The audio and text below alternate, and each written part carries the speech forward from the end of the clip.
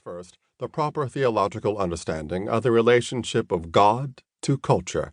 And more importantly, we must understand the relationship of God to his own people within that culture as his kingdom representatives, his kingdom citizens.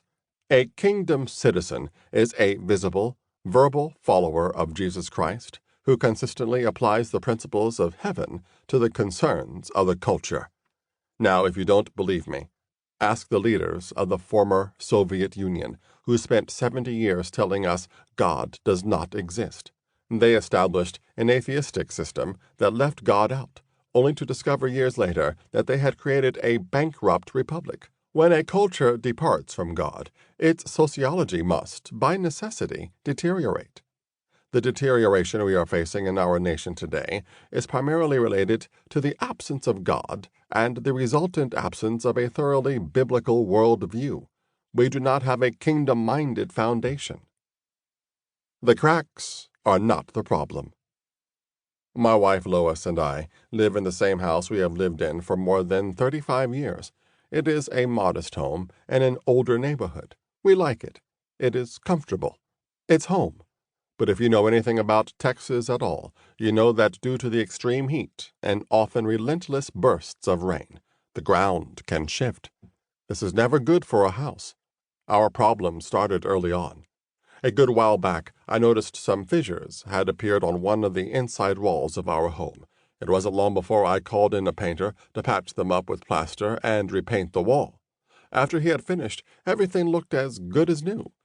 Unfortunately, though, about a month later, the same cracks began to reappear, except this time they came back with a vengeance, bringing along smaller spiderweb cracks surrounding the originals. Assuming the last painter had done a poor job, I called another one who could really fix it this time.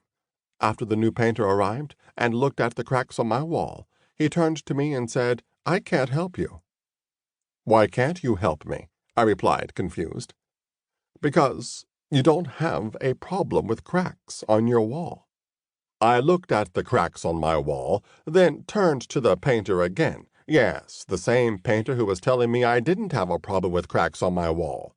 Then I turned back to the cracks on my wall. He could see the frustration on my face, so he continued, "Tony, those are cracks on your wall. I'm not denying it, but the cracks are not your problem. Your problem is that you have a shifting foundation. Your foundation is faulty. The cracks on your wall just reflect that deeper problem." "I'm listening. Go on," I replied, interested to get to the bottom of this. "If you don't fix your foundation, you will forever be performing patchwork on your walls. You don't need a painter first. You need someone to work on your foundation. When that is done, I'll fix the cracks." He was right. I got the foundation fixed. He patched up the cracks, and they haven't been back since. The cracks I experienced on the wall of my home are a perfect visual image for the condition of our nation today. We can see cracks everywhere. Social cracks, financial cracks, racial cracks, political cracks, moral cracks, even crack cocaine cracks. But until we stabilize the foundation, no number of programs, government grants, or elections will be able to repair the cracks in our cultural walls. We have already spent a great deal of time, money, and energy trying to patch up these problems, but the real cause is our foundation. So the problems just keep coming back, and with a vengeance. Solid or shaky foundation. In Matthew chapter 7, toward the end of his Sermon on the Mount, Jesus told a similar story about the need for a solid foundation. In his telling, we read about two very different men who were each building a house. Same supplies, same goal, yet two very different foundations. One man built his house on the shaky and uncertain foundation of sand. The other man built his house on the solid foundation of rock. The test of these foundations happened quickly when the storms hit. The winds raged and the rains fell, beating against these two houses.